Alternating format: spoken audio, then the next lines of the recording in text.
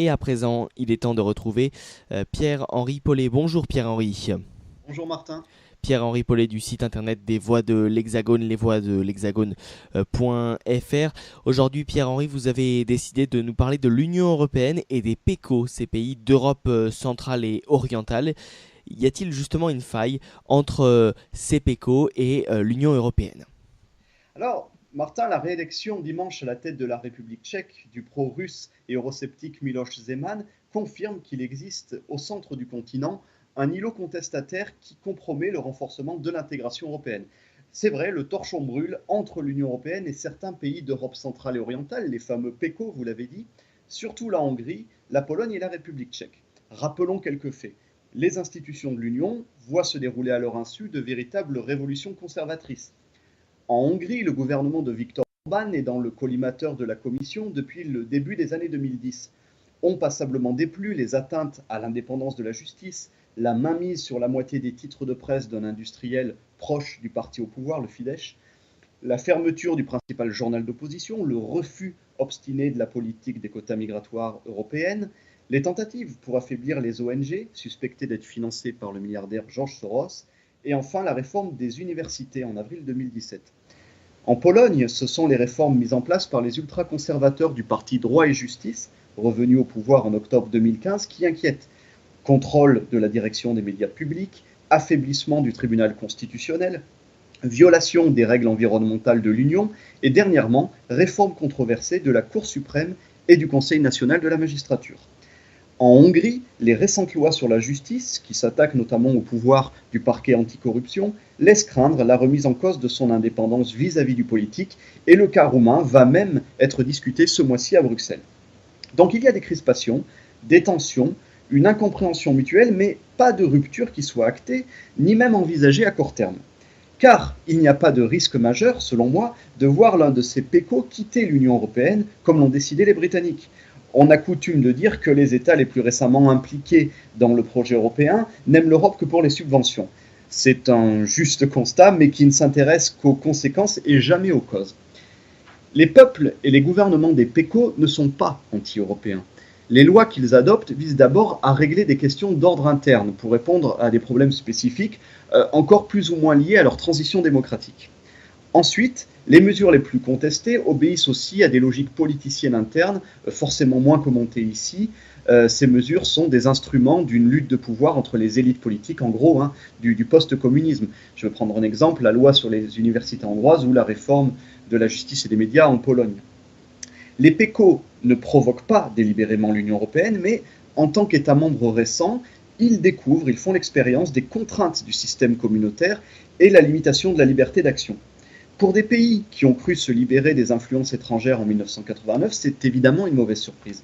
Dès lors, ils essaient de braver un interdit, se livrer à une critique de ce qu'est l'Union européenne.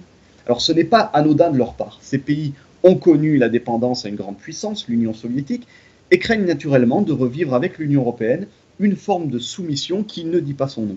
Et c'est bien cela que les grandes puissances motrices de l'Union occidentale ne veulent pas comprendre. L'Allemagne en premier lieu, mais aussi la France dans une moindre mesure, quand on entend Emmanuel Macron déclarer il y a quelques jours encore qu'il fallait plus d'intégration européenne pour répondre à la montée des populismes en Europe.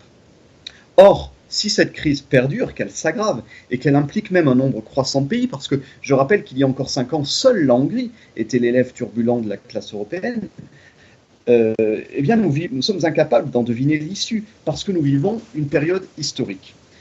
Jamais l'Union européenne n'est allée aussi loin dans l'intégration, mais jamais elle n'a été aussi faible structurellement. Il y a une panne de projets, crise de légitimité parmi les populations, des lourdeurs technocratiques et des blocages idéologiques qui l'empêchent d'avancer sur des dossiers épineux, comme celui des migrants ou celui du fonctionnement de la zone euro.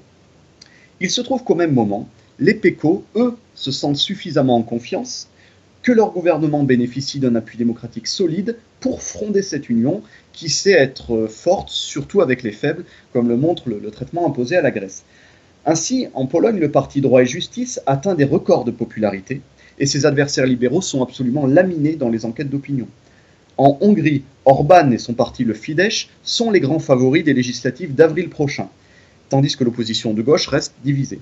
Et en République tchèque, donc, Zeman vient de l'emporter à la présidentielle face à son adversaire pro-UE en mettant en avant un discours contre la politique migratoire européenne.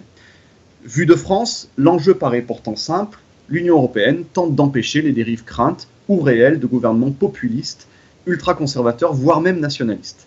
Mais les enjeux sont bien sûr plus complexes. Qu'est-ce qui caractérise tous ces gouvernements? Un rejet du multiculturalisme et de l'ultralibéralisme sans frontières qui sont, selon eux, les deux grandes idéologies imposées par l'Union et dont ils ne veulent pas. Leur nationalisme n'est ni belliqueux, ni expansionniste, ni même autarcique. Il se présente grossièrement comme une réaction identitaire pour contrer des valeurs imposées de l'extérieur et inadaptées à leur propre société. Il n'y a donc pas de volonté de quitter ou de détruire l'Union européenne, mais seulement l'espoir d'en changer les orientations.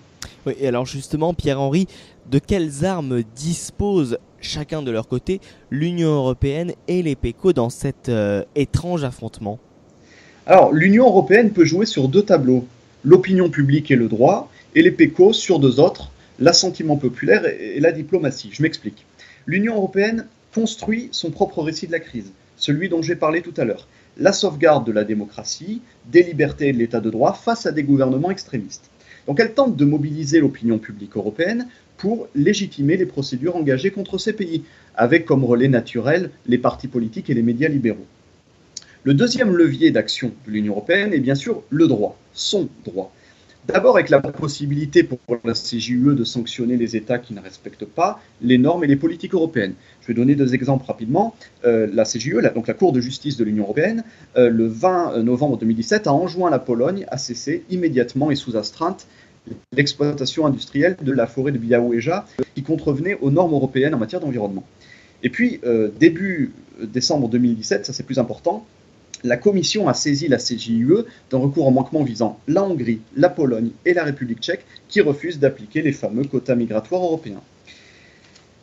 Bruxelles recourt aussi à une procédure qui est alors mi-juridique, mi-politique. C'est celle qui se trouve dans l'article 7 du traité sur l'Union européenne, dont on reparlera sans doute dans les prochains mois. Cette fameuse procédure peut aboutir en théorie à des sanctions, et notamment la suspension du droit de vote d'un État au Conseil des ministres de l'Union, c'est-à-dire en gros sa mise au banc.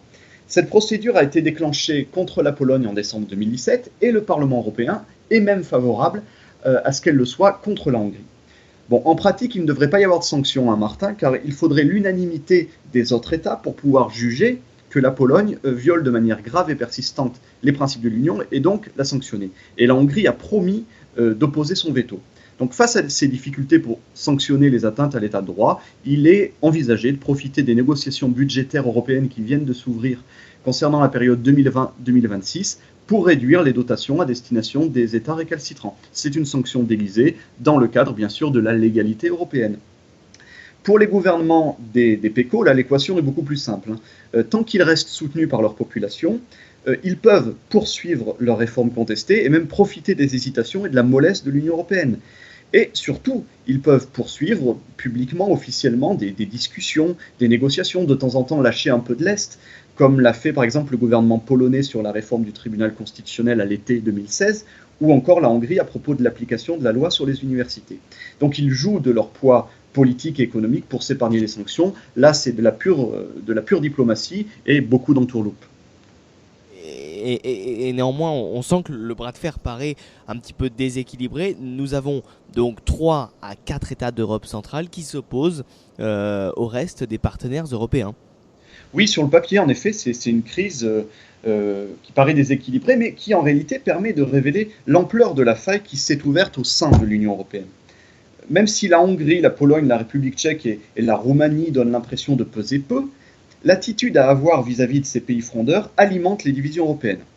Bon, en décembre, on a vu par exemple Theresa May devenir une alliée de circonstance, hein, parce qu'en visite officielle à Varsovie, elle a réaffirmé la souveraineté constitutionnelle des États au sein de l'UE. C'est pas tombé dans l'oreille d'un sourd du côté du gouvernement. Plus significativement, cette fois, le Premier ministre bulgare, alors même que la Bulgarie, je le rappelle, vient de prendre pour 6 mois la présidence tournante du Conseil de l'Union européenne, eh bien, le Premier ministre bulgare a exprimé son hostilité à l'idée de sanctions contre la Pologne et a même déclaré qu'il ferait de son mieux pour éviter que la procédure engagée n'aille plus loin. L'an dernier, si on se souvient bien, lorsque le ministre des Affaires étrangères luxembourgeois, Jean Asselborn, a émis l'hypothèse d'exclure la Hongrie de l'Union européenne, il n'a pas du tout ouvert un débat. Parmi ses partenaires, il a fait, permettez-moi l'expression, un gros flop parmi les 27. Et puis, enfin, c'est quelque chose de plus subtil, il ne faut pas perdre de vue que parmi de très nombreux États de l'Union, y compris plus à l'ouest, une césure s'est opérée entre une partie importante des électeurs, qui est eurosceptique, et les élites dirigeantes qui demeurent pro-UE. C'est vrai en France, c'est vrai en Grèce, en Italie aussi, avec la montée du parti 5 étoiles, en Autriche, où le président de la République s'est battu là dernièrement pour imposer au nouveau gouvernement, malgré le score de l'extrême droite, de ne pas remettre en cause l'engagement européen du pays. Et puis, même au sein des instances européennes, personne n'est du même avis. À propos d'une éventuelle baisse des subventions pour sanctionner la Pologne, le commissaire européen en charge du budget s'y est déclaré favorable. De son côté, Jean-Claude Juncker estime à l'inverse qu'il faudrait proposer comme une carotte, c'est-à-dire une hausse des subventions si la Pologne renonce à ses politiques contestées. Bref, dans l'Union européenne actuelle, le conflit ouvert avec les PECO n'est peut-être que l'arbre qui cache la forêt. Et bien voilà, en tout cas, on sent bien effectivement, Pierre-Henri, après cette explication, cette belle explication, que entre l'Europe de l'Est et de l'Ouest, le fossé se creuse. Et puis, eh bien, je lisais à ce propos récemment que Pékin, la Chine, lançait une offensive de charme en Europe centrale et orientale, notamment lors du dernier raout du 16+1 à Budapest en novembre 2017, où la Chine a annoncé tout de même l'octroi de quelques 3 milliards d'euros destinés au financement de projets rien que en Hongrie, et une dotation de 1 milliard d'euros pour un fonds d'investissement majoritairement consacré à la région. C'est énorme, Pierre-Henri. C'est énorme, mais ce n'est pas tellement étonnant puisque les Chinois observent simplement ce qui se passe en Europe et considèrent qu'il y a là une opportunité à saisir un contexte historique qui peut favoriser une intervention alors que l'Union européenne, justement, n'est plus solidaire. Merci beaucoup Pierre-Henri Paulet, donc du site internet des Voix de l'Hexagone, lesvoixdelhexagone.fr, où l'on peut lire en ce moment plus particulièrement 2 articles, dont un que vous signez, Une illusion française, sur la politique française et sur le fait que Emmanuel Macron semble avoir la confiance des Français qui ont de leur côté envie d'y croire. Et puis un autre article signé de votre confrère Ella Micheletti sur l'agriculture française, et une série donc de 2 articles, les enjeux de la résistance à la mondialisation. Le premier article a été publié en début de semaine, le deuxième arrivera bientôt. Oui, probablement dans une semaine ou dans une dizaine de jours. Et bien voilà, comme ça vous pourrez lire Ella Micheletti, qui fait suite à la déclaration de Christophe Castaner, qui a déclaré que l'agriculture française serait, je cite, totalement dépassée. Je vous invite donc à aller lire ce passionnant article. Merci beaucoup Pierre-Henri Paulet, et à très vite sur C'est l'Info.